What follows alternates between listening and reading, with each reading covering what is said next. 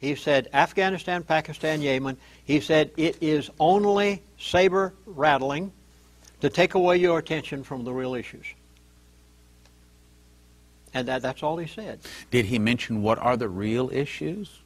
Well, healthcare? I'll get into one more right now that is going to stop you, and it's the next buzzword.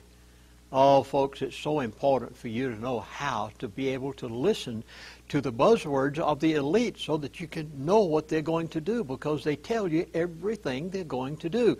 He said, the Chinese are the strong ones. Oh, my goodness. Was I amazed when he got on this subject. The Chinese are the strong ones.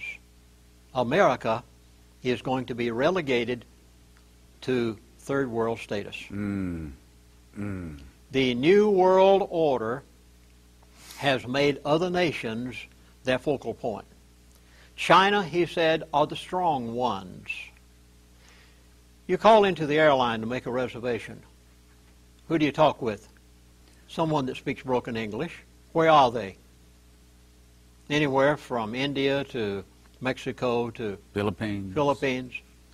You have a guarantee, and your product goes bad, and you try to tech support. And who do you talk with? India, the China, Dominican Republic. Yeah, any place except America. They have moved our industry abroad. Detroit is a shambles. People can't find jobs. We wonder how anyone's going to be able to afford anything anymore when they're not using people anymore. And wait until the unemployment runs out. So his statement was the Chinese are the strong ones, and we will be merged into the New World Order. And I gathered from listening to his buzzwords that we will be relegated to third world status when the elite complete their New World Order status. Can I bring in some Bible prophecy here? Please. Okay. Now, probably the person, when it comes to Bible prophecy, what God is saying, other than just within the King James Bible, the person that they most respect is Dimitri Duduman. Romanian pastor, has smuggled Bibles into Romania and Russia for some 30 years. They put him on the electric chair twice, trying to get him to tell how he is smuggling Bibles. When the electricity is going through his body, the angel Gabriel showed up in the room and said, "You're not going to die.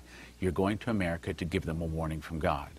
When he got here, the angel Gabriel came to him and said, and this ties in with what you're saying about China, said that the fall of America would begin with an internal revolution started by the communists. Some of the people would start fighting against the government. The government would be busy with internal problems. Then from the oceans, Russia, Cuba, Nicaragua, Central America, Mexico, and 2 other countries will attack and defeat America in 1 hour. Revelation 18, Jeremiah 50, 51, other verses in the Bible will be fulfilled. Then, here's your part.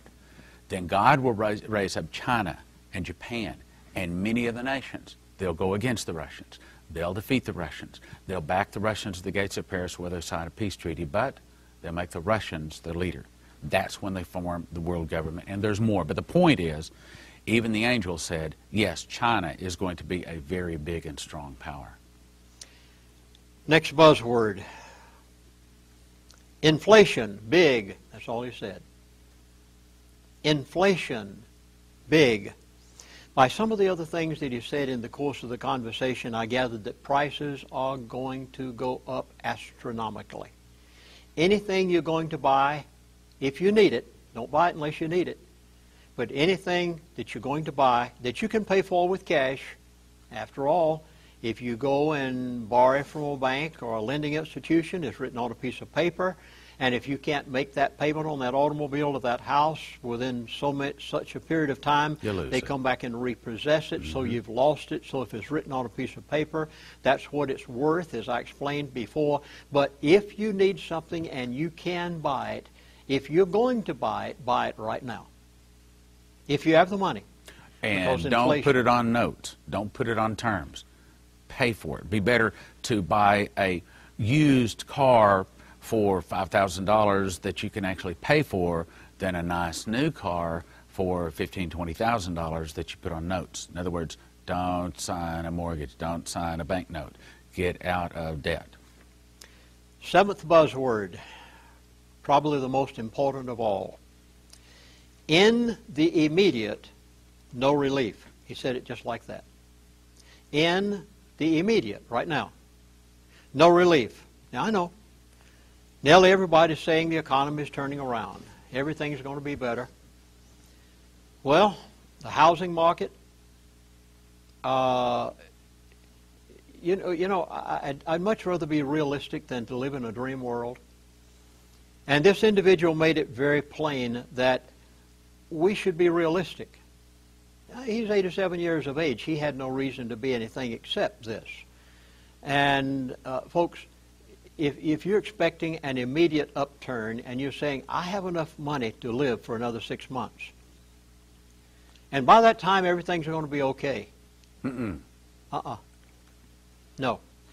You'd better look 5 years, 10 years down the line. Now, he didn't say 5 to 10 years. I'm saying that. From what I'm seeing of our economy right now and what's happening with our present administration, his expression was, in the immediate, there will be no relief. Don't plan on the fact that when your unemployment runs out, everything will have improved to the point that you'll be okay. Or that you'll be able to go get a job. What he's saying is don't look for any good news coming anytime soon. Now, if you want to be realistic, if you'd like to live in a dream world, that's your prerogative, of course. But I'm just telling you what I was told. It may be rather difficult to swallow. But on the other hand, I think people need to be realistic. And he said, in the immediate, no relief.